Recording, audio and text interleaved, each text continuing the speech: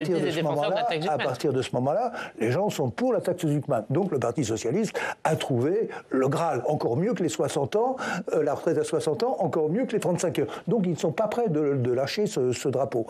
Et donc ça va perturber la vie intellectuelle de la vie politique française. Et en tout cas, à mon avis, ça ne va pas être facile de trouver un accord avec eux.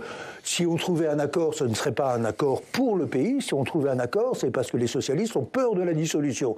Il est où l'intérêt général ?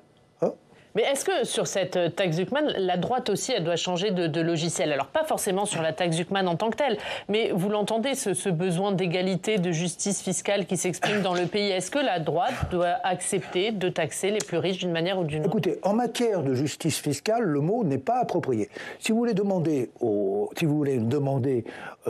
plus riches, si vous voulez, de faire un effort, mais sur leur fortune personnelle, hein, c'est un petit peu ce qu'on a fait l'an dernier.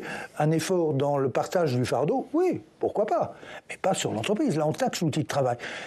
L'outil de travail, il va payer des impôts, il rapporte. Et il rapporte énormément au fisc. Si je faisais le calcul de ce que ça rapporte au fisc, avant même qu'on se verse un dividende, ça rapporte déjà 2 fois la taxe Zuckman. Donc ces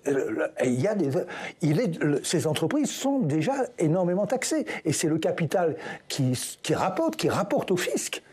Et qui rapporte énormément d'impôts avant même d'être taxé en dividende ou d'être parqué dans l'entreprise.